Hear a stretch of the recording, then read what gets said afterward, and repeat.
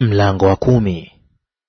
Enyi nyumba ya Israeli, lisikieni neno awaambialo Bwana. Bwana asema hivi: msijifunze njia ya mataifa, wala msishangae kwa sababu ya ishara za mbinguni, maana mataifa hushangaa kwa sababu ya ishara hizo. Maana desturi za watu hao ni ubatili. Maana mtu mmoja hukata mti mwituni, kazi ya mikono ya fundi na shoka; huupamba kwa fedha na dhahabu, huukazwa kwa misumari na nyundo, usitikisike. Mfano wao ni mfano wa mtende, kazi ya cherahani. Hawasemi, hawana budi kuchukuliwa, kwa sababu hawawezi kwenda. Usiwaogope, kwa maana hawawezi kutenda uovu, wala hawana uwezo wa kutenda mema. Hapana hata mmoja aliye kama wewe, Ee Bwana. Wewe ndiwe uliye mkuu, na jina lako ni kuu katika uweza. Ni nani asiyekucha wewe, Ee mfalme wa mataifa? Maana hii ni sifa yako wewe, kwa kuwa miongoni mwa wenye hekima wote wa mataifa, na katika hali yao ya enzi yote pia, hapana hata mmoja kama wewe. Lakini wote pia huwa kama wanyama, ni wapumbavu. Haya ni maelezo ya sanamu, ni shina la mti tu. Iko fedha iliyofuliwa ikawa mabamba, iliyoletwa kutoka Tarshishi, na dhahabu kutoka Ufazi, kazi ya stadi na ya mkono ya mfua dhahabu. Mavazi yao ni rangi ya samawi na urujuani; hayo yote ni kazi ya mafundi yao. Bali Bwana ndiye Mungu wa kweli, ndiye Mungu aliye hai, mfalme wa milele. Mbele za ghadhabu yake nchi yatetemeka, wala mataifa hawawezi kustahimili hasira yake.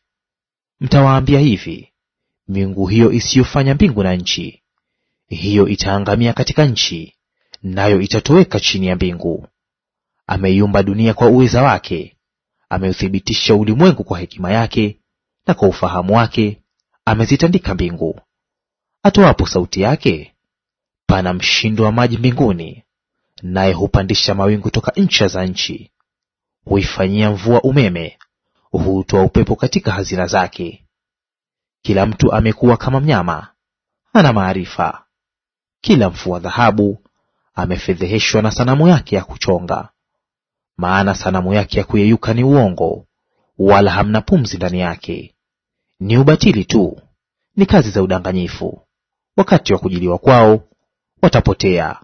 Yeye fungu la Yakobo siye kama hawa, maana ndiye aliyeviumba vitu vyote, na Israeli ni kabila ya urithi wake. Bwana wa majeshi ndilo jina lake. Haya, kusanya bidhaa yako katika nchi, wewe ukae katika mazingiwa.